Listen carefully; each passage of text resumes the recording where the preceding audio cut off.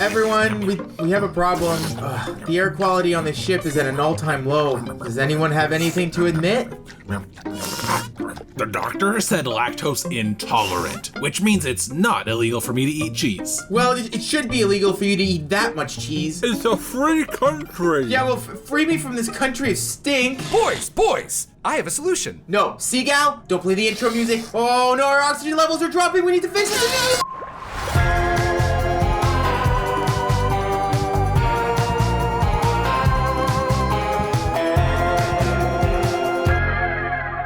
In the era of climate change, it's imperative that we address air quality concerns now. Air pollution is already impacting health outcomes across the planet, and it will only get worse as the climate emergency deepens. Today's episode is all about the tiny microscopic creatures living under our noses that just might be the solution to our problems. Let's get going, because today we're talking about fighting climate change with phytoplankton. No, Lorne, please. Not everything's an episode. Am I the only one that's bothered by this? Phytoplankton are microscopic plants that live in both fresh and saltwater environments. Exactly like land plants, they sit at the bottom of the food chain and are eaten by prey animals. Phytoplankton and grasses are primary producers, since they produce for the food chain. Small shrimp and rodents are primary consumers, since they consume those primary producers. This is important because secondary consumers, meat-eating predators like tuna and snakes, rely on primary consumers to live as well. Prey animals die without plants, and predators die without prey. Unfortunately for us, and I don't know if anyone told you, but we're also a part of the food chain. We're apex consumers like sharks, bears, and wolves, which sounds sick and kinda is, but it just means we eat everyone.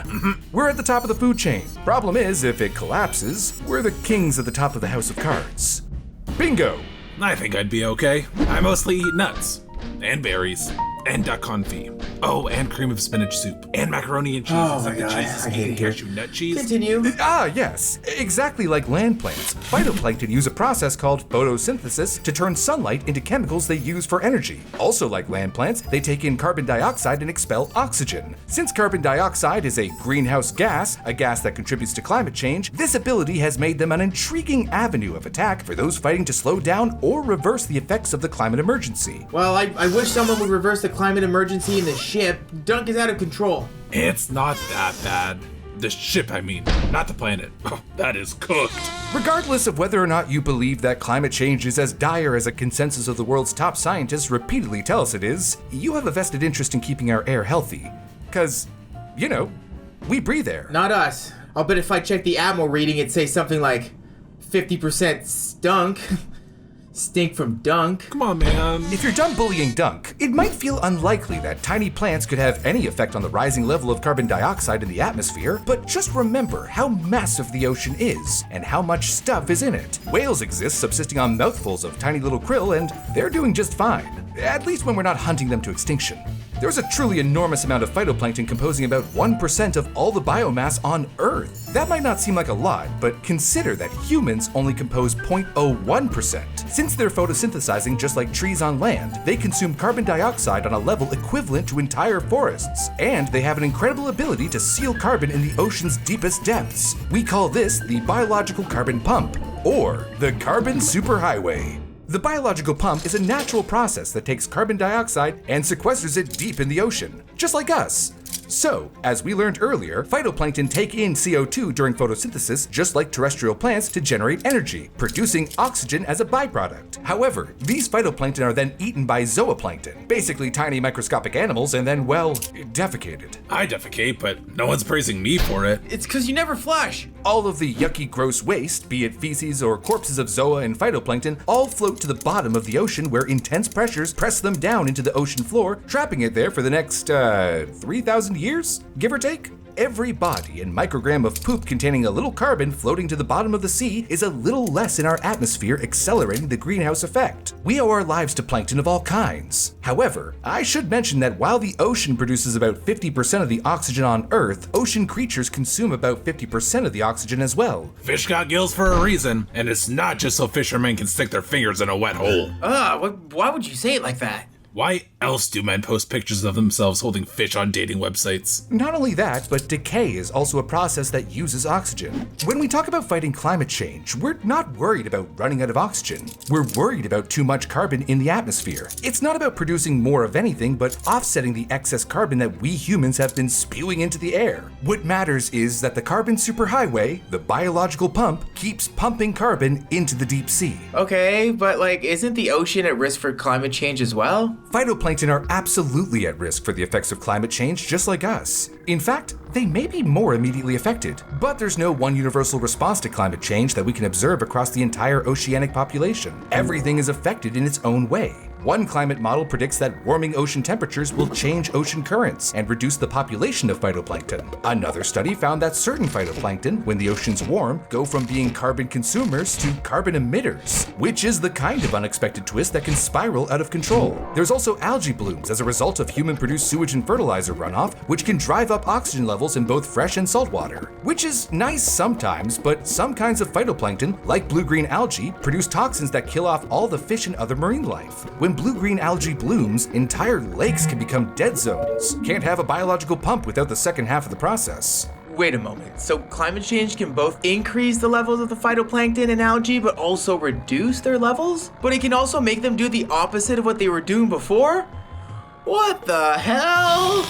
Ecosystems are delicate and complicated, yes. It's just hundreds of butterfly effects all sitting next to each other, like a row of dominoes. Domiflies. For example, the Gulf of Maine has become warmer and saltier in recent history, and this has reduced the productiveness of phytoplankton there by about 60%.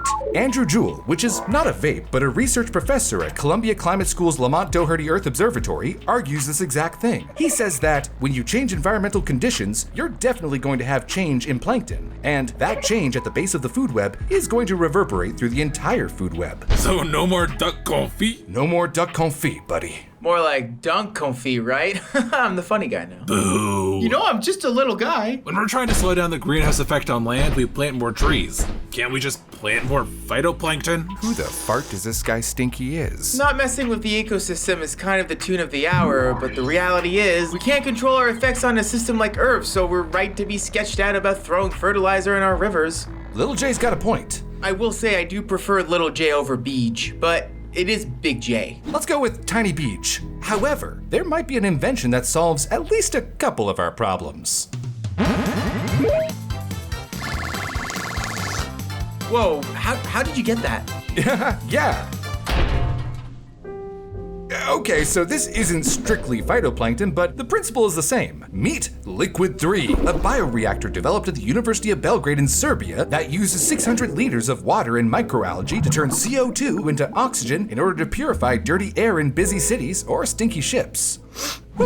Ivan Spasojevic, biophysicist and project coordinator, said that microalgae actually have specific benefits over trees in terms of filtering clean air. They're more resistant to heavy metals, and after analyzing biomass, a byproduct of the algae, researchers found that they clean 300 to 3,000 cubic meters of air from heavy metals. For Serbians, this is particularly imperative, since most air pollution deaths in the country are due to heavy metal poisoning. It's imperative to us because I'm soon gonna die of terminal fart cancer. Fart cancer isn't terminal, you dummy. It's a quality of life issue. There's no such thing as fart cancer.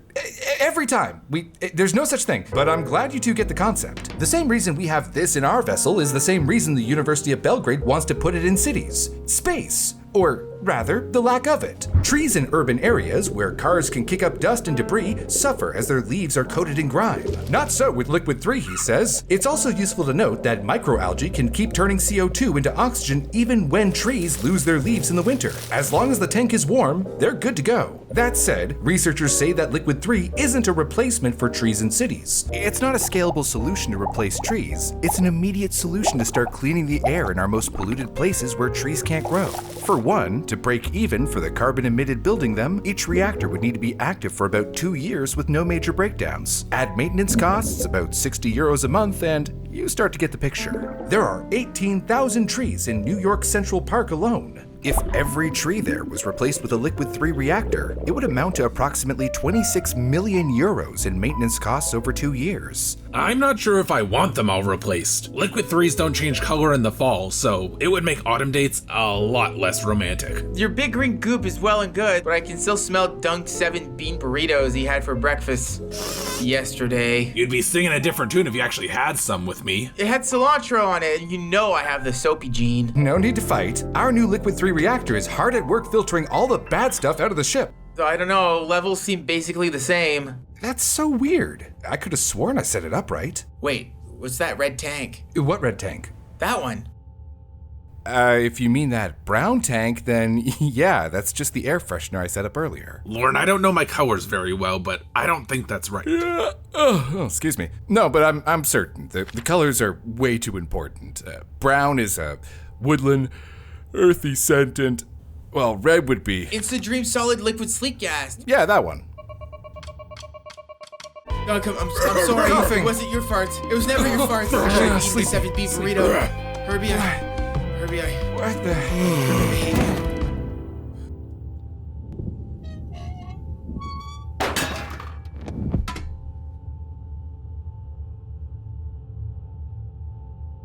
When your nightmares just won't go away, a solid liquid sleep gas is here to stay. In your system for 30 to 50 days. Side effects include slight cough, neurological damage, the same visions that came to Junji Ito when he made Uzumaki, a piercing of the psychic veil between the world of light and the world of the beyond, minor depression, major depression, bruises you can't remember where you got them, but they're purple and they hurt a lot.